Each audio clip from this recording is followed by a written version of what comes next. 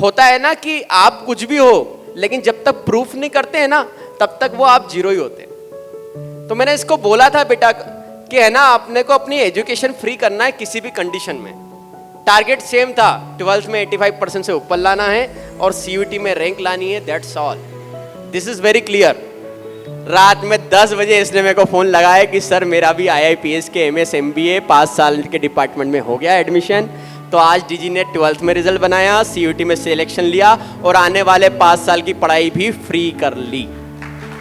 मतलब मुझे भरोसा ही नहीं था कि IIPS कभी मिलेगा, बट सर के कारण मुझे ये मिला और thank you so much sir. जब मैंने इससे बोला था, मैं इनकी सिर्राज सर ने क्या बोला कि उनने बोला हो जाएगा, उनने बोला हो जाएगा और वही हुआ, हो गया है। Welcome on stage Aastha Vyas with parents. आज हमारे बीच एक ऐसी स्टूडेंट है जिन्होंने सपने भी बड़े देखे और उन्हें पूरा भी किया। With her sincerity and focus, she achieved an incredible All India rank 89 in CUET exam. जैसे मैं बोलता हूँ ना, कैरेक्टर इज वेरी इंपॉर्टेंट। अगर आपका कैरेक्टर नहीं है और आपने कुछ गलत काम किया है तो फ्यूचर में कभी भी स्टेज पे कॉन्फिडेंस के साथ खड़े नहीं हो पाओगे। मैं बचपन से लोहारदा से हूँ, ये भी लोहारदा से है। इन्होंने बचपन से 15 साल की उम्र तक मुझे देखा है कि मैं क्या था। फिर मैं हिंदी मीडियम से इंग्लिश मीडियम में आया, मैंने पूरी जर्नी तय करी। इसका भाई अक्षय व्यास, पुराना हमारा स्टूडेंट कोविड वाली बेस का, वो मेरे पास आया था पहले कोविड के टाइम पे। उसने 80% से ऊपर स्कोर किया। फिर उस भाई ने इसको भेजा कि ये कहीं नहीं जाएगी, 12th में ही थी मेरे पास, ये कहीं नहीं जाएगी, ये इंदौर में सिर्फ शिराज सर के पास ही जाएगी। तो पेरेंट्स को वो ट्रस्ट था और मैं गांव से भी हूं तो उनको लगा कि यार गांव का बेटा है, शायद कुछ करेगा। पर होता है ना कि आप कुछ भी हो, लेकिन जब तक प्रूफ नहीं करते हैं ना तब तक वो आप जीरो ही होते हैं। तो मैंने इसको बोला था बेटा कि है ना, आपने को अपनी एजुकेशन फ्री करना है किसी भी कंडीशन में। टारगेट सेम था, 12th में 85% से ऊपर लाना है और CUT में रैंक लानी है, that's all. This is very clear.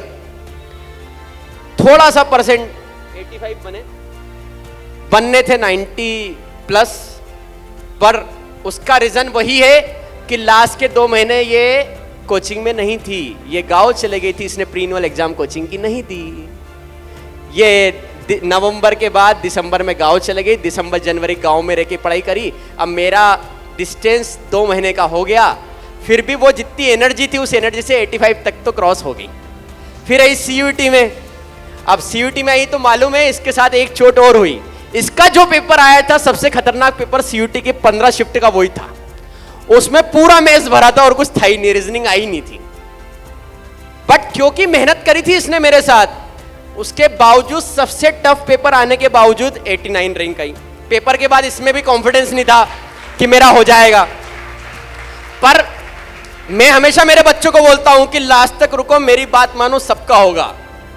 इसका पहले राउंड में मिला फॉरेन ट्रेड, फिर इसका कॉन्फिडेंस डाउन हो गया। सर कोई प्राइवेट कॉलेज में चले जाती हूँ, मेरा IIPS में नहीं होगा। माही जी मेरी दोस्त तो पहुंच गई, मैं रह गई।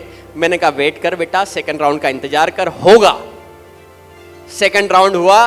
रात में 10 बजे इसने मेरे को फोन लगाया कि सर मेरा भी IIPS के MS MBA 5 साल के डिपार्टमेंट में हो गया एडमिशन। तो आज DG ने 12th में रिजल्ट बनाया, CUT में सिलेक्शन लिया और आने वाले 5 साल की पढ़ाई भी फ्री कर ली और 25,000 रुपए अकाउंट में आ चुके हैं। आगे धन्यवाद। तो बहुत बहुत बधाई और एक बार स्पेशल अप्लॉज मम्मी पापा के लिए। बहुत बहुत बधाई। कॉन्ग्रेचुलेशन सर, आपके 11 साल पूरे हुए आपके कोचिंग को और थैंक यू सो मच। आपने इतना सपोर्ट किया, आपके कारण मेरी 12th में परसेंट भी बने और रैंक भी आपके कारण आई। मैं तो बिल्कुल नेगेटिव ही सोचती थी कि मेरी नहीं बनेगी रैंक, और मतलब मुझे भरोसा ही नहीं था कि IIPS कभी मिलेगा, बट सर के कारण मुझे ये मिला और thank you so much sir.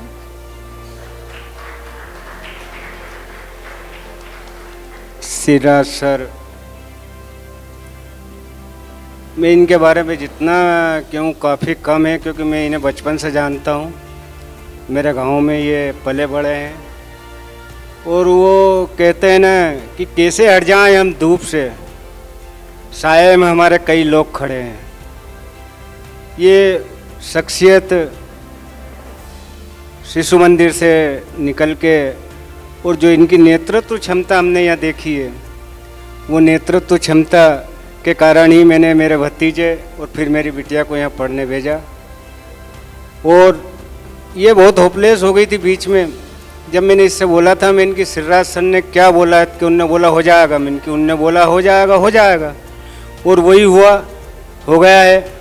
मैं सिर्राज सर को आज 11th एनिवर्सरी पे बहुत बहुत बधाई शुभकामना देता हूँ। मेरे तरफ से, मेरे गांव के तरफ से, पूरे गांव लोहारदा की तरफ से उन्हें बहुत बहुत बधाई देता हूँ। और मुझे काफ़ी गर्व है कि आज वो एक छोटे से गांव से निकल के आज इस मुकाम पे पहुँचे हैं। आगे भी वो निरंतर ऊंचाइयाँ छूते रहे, ऐसे दिल से शुभकामना है मेरी।